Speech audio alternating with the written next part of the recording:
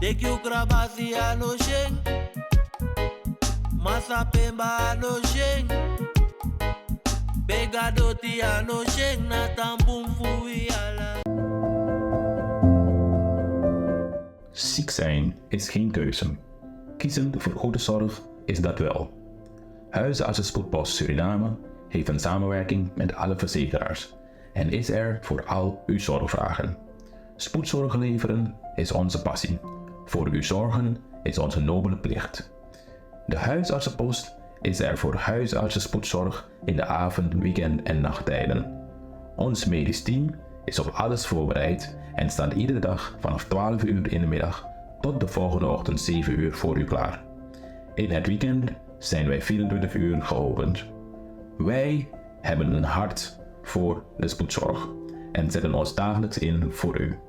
Ons team is er om uw verblijf bij ons zo prettig en aangenaam mogelijk te maken. Door te bellen met ons gratis telefoonnummer 124 kunnen onze artsen de urgentie inschatten en uw komst voorbereiden. Huisartsenspoedpost Suriname. Uw zorg is onze zorg.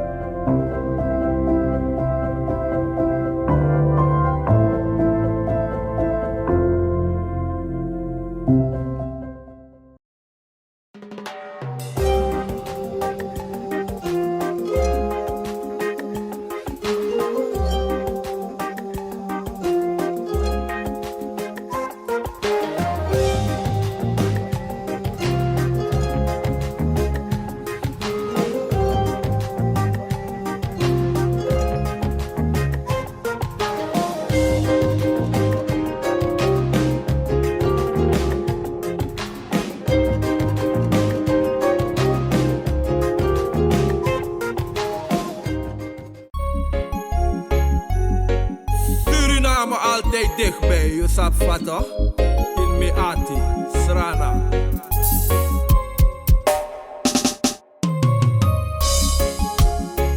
Vaderland, vaderland. Vaderland, vaderland. Vaderland, vaderland. Talk about Suriname, yeah, yeah, yeah.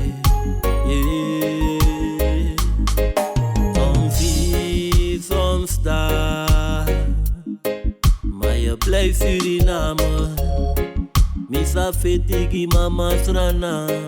Was de eer van de vader, vaderland. Suriname is mijn vaderland, yeah. Vaderland. No hoor not lo, tambri binu srefi. Una de westrana man. Vaderland. Suriname is je vaderland, yeah. Ja, minister, kun je daar ook aan doen? Goed hoor. Oké, geweldig. Vorige week hebben we weer een probleem gehad van PCS. Dat ze weer in een staking waren vanwege het feit dat ze hun geld niet kregen. Waarom is het altijd weer een probleem dat ze elke keer eerst moeten staken voordat ze hun geld krijgen? Nou, ik denk dat de staking nodig was. Er is gecommuniceerd, er was een betaling achterstand, een betalingsvertraging, maar zo te noemen vanuit de centrale bank richting de PCS. En daardoor is er dus 1 of 2 werkdagen na de maand van oktober betaald. Inmiddels kan ik aangeven dat sinds vorige week ook de betaling gewoon in plaats gevonden, zodat de salarissen ook allemaal uitgekeerd zijn. Dus op dit moment is de zaak rustig. Maar we werken er naartoe uiteraard om dit soort van situaties te voorkomen. Er is een betalingsvertraging plaatsgevonden bij de centrale bank en we hebben daar de stappen wel gezien daarna. En er is dus op dit moment sprake van rust. En hoe zit het met de verschillende ziekenhuizen, minister? Zijn jullie op bepaalde maanden van rust? Ik kom net van kantoor waar ik met de bonden de principeovereenkomst heb getekend. U weet dat we met de clusterministers, onderhandelingsorgaan en de georganiseerde zorgbonden hebben wij dus een overeenkomst bereikt over een aantal punten. Zeker oude zaken als CLO te goede van 2017, 18 U kent die zaken vanuit het Ablas onder andere, vanuit Slaas Hospitaal hebben wij dus ook overeenst hebben bereikt dat we nu gaan monitoren, de afspraken die gemaakt zijn. Maar ik heb zojuist, we komen nog met de persbericht, maar ik heb zojuist met de bonden van AZP, bonden van Sint-Vincentius ziekenhuis, RID, MMC getekend. Weliswaar afzonderlijk. En ook de bonden van onder leiding van de heer Idam afzonderlijk de overeenkomsten getekend. Dus dat kan ik meedelen. Dus er is zekere mate van rust en afstemming met de bonden en ondersteuning. Dat is belangrijk. En ook de bonden zijn geïnformeerd over de komende periode, hoe wij tegemoet gaan. En men kan zich ook erin verenigen. Alleen we moeten resultaten nu gaan boeken met de bonden. Dus de afspraken die zijn gemaakt in de overeenkomst zullen worden gemonitord door de commissie waar de bonden ook in participeren, volgens de financieel ziekenhuisraad. Dus ieder monitort het en we gaan regelmatig feedback geven aan de clusterministers. En we hopen dat daar ook snel dan afspraken uitgevoerd worden. En hoeveel zal dit het ministerie meer gaan kosten? Het zijn een paar punten. We hebben het maken met CRO te goede van 2017, 18. Ik ken de bedragen niet exact uit het hoofd, maar het feit is dat de directies met de bonden ook goed moeten vaststellen wat er nu bestaat. Ik noem dit bewust omdat weet je, dat zijn zaken die al lang spelen. Maar er zijn hier besloten om het uit te voeren. En ook de maand juli 2023, juli 2024, die zijn allemaal. Het gaat een behoorlijk impact hebben op ons budget. Maar de commitment is er, we overleg helder en gezond overleg gevoerd met de bonden. En de discussie was niet makkelijk, maar we hebben uiteindelijk ergens een middenweg kunnen vinden. Dus het gaat een behoorlijke impact hebben, dus vandaar dat we ook in de overeenkomst hebben aangegeven. We gaan proberen zoveel mogelijk ook met de bonden overleg te blijven over de uitvoerbaarheid, over de beschikbaarheid van financiële middelen. Maar feit is wel dat de mensen het geld moeten ontvangen. En dan komt in de begroting van volksgezondheid. Ja, dat klopt. De begroting van volksgezondheid, eventueel aangevuld met de begroting van financiën, maar primair bij de begroting van volksgezondheid. Dus u begrijpt dat dat natuurlijk een impact zal hebben op onze voorgenomen plannen in de komende periode. Maar met wat creativiteit zullen we er komen. Ja. En de president die heeft er onlangs een bezoek gebracht aan het AZ. Zijn er daarin wat resultaten geboekt? Natuurlijk, de bedoeling van het bezoek van de president was om geïnformeerd te worden over de stand van zaken wat betreft de lopende investeringen en projecten die reeds maanden zijn goedgekeurd. En al deze projecten lopen, betalingen lopen ook vanuit de financiën naar de leveranciers met hier en daar soms wat vertragingen. Maar de uitkomst van het bezoek is in principe dat de president geïnformeerd moest worden over ook de status van alle projecten. En ook de tijdlijn die daar gepresenteerd is. En je moet rekening houden met, je hebt een verwachte tijdlijn, maar in de praktijk kan je soms tegen wat obstakels, tegen wat vertragingen stuiten. Dus hou rekening met een maand, 2 maanden. Dus we hebben gezien dat in de komende periode, in ieder geval dat ons termijn afloopt, dat we de meeste projecten gerealiseerd zullen zien bij AZP. Ik praat over aantal, als ik de ruimte heb om het aan te bieden of hier te presenteren, de renovatie van de SCH, de vervanging van de niersteelverkruiser, de vervanging van de dotterkamer, de oplevering van de Westwing onder de verloskamer en nog een paar afdelingen in zitten. We hebben de investeringen bij het PA-lab, we hebben de investeringen bij het medisch microbiologisch lab, we hebben de investeringen de projecten die we doen met Total. Wat betreft moeder- en kindzorg, zowel in Slaas als AZP. We zijn bezig met de vervanging van de bestraling, RTCS. Dus je ziet dat er grote infrastructurele investeringen zijn, diepte-investeringen voor apparatuur dat in principe al 15, 20 jaar oud is en dringend aan vervanging noodzakelijk is. Dus al deze zaken lopen, veelal zijn er aanschaffingen en vervangingen, dus de leveranciers die krijgen de betalingen en die moeten ook natuurlijk de zaken aanleveren binnen de aangegeven periode. Dus we monitoren dat wel heel goed. En dat is bij AZP, in het bij de overziekenhuizen. Bij het Slaans Hospitaal hebben we de aanschaf van een buggykamer. We hebben laatst overhandiging gehad van een heleboel apparatuur. Maar we hebben ook de verloskundige afdeling, die in het kader van de restante dragsmiddelen een behoorlijk aantal ter waarde van €200.000 aan apparatuur aangeschaft is. Die zaken zijn, aantal is al binnen, die moet nog komen. Maar we hebben ook de aanschaf van een buggykamer. Dat is een hele belangrijke investering. Waar de röntgenafdeling dus versterkt wordt met een apparaat die in staat stelt, als het Zwarthospitaal in staat stelt om nauwkeuriger radiologische beelden te vergaren voor diagnostiek. Die zaken zijn betaald, dus we zijn nu aan het wachten op de levering. Dat is Zwarthospitaal. We hebben ook de investering in 10 ambulances die tegen eind van de maand, eind oktober, laten we zeggen midden november, ready zijn voor levering aan de diverse instellingen.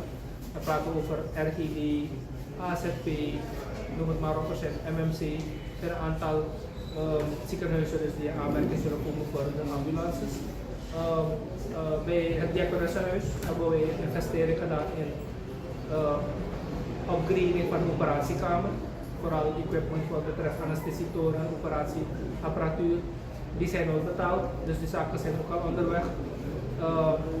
Bij het Marwina ziekenhuis zijn we bezig met operationalisering met de AFD. Dus zo zijn er een aantal. Ook bij MMC hebben we een lijst van apparatuur die onderweg is. En we zijn met de DGVS bezig om de medicamentenvoorraad behoorlijk op te schalen.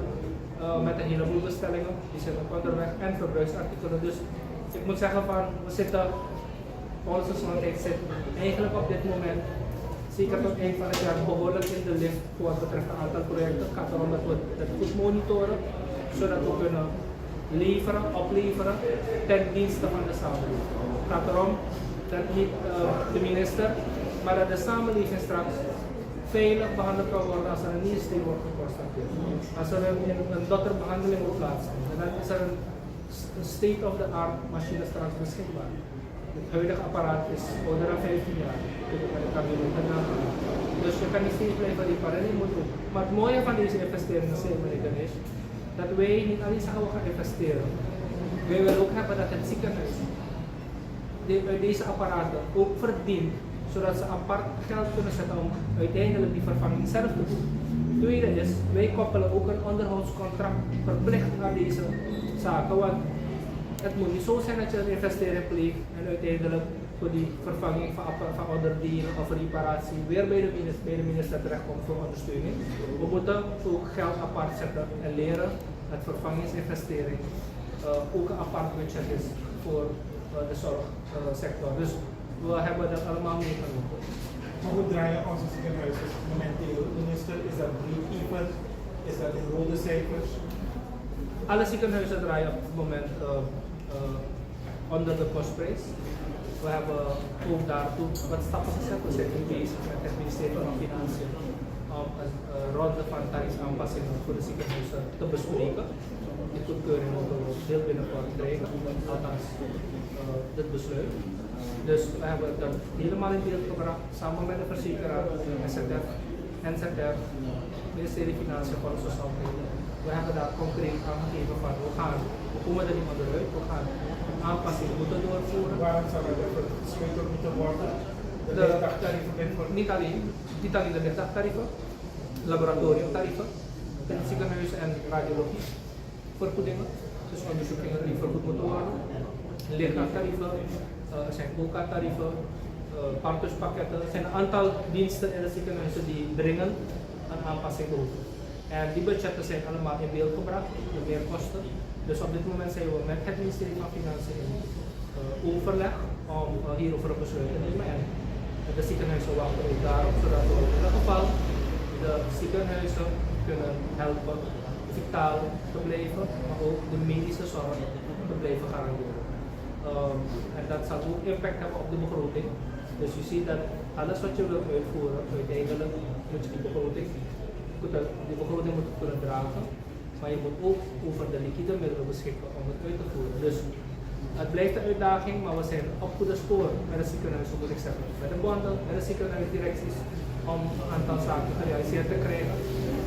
Met het oog op het verbeteren, upgraden van de kwaliteit van de ziekenzorg. Ja, nog een vraag, minister. Wat we zien nu 8 maanden voor de verkiezingen en dat is nu afgeleverd, is de reshuffling in het kabinet gaat ook in. Ja, we zitten met die persoon. Het kabinet staat ook in Brunswijk. Ja, nou, ik weet niet wat die voorzitter doet. ja. Zit hij ook op een schapstoel? Ik weet het niet. Ik weet als je het op de schopstoel moet noemen.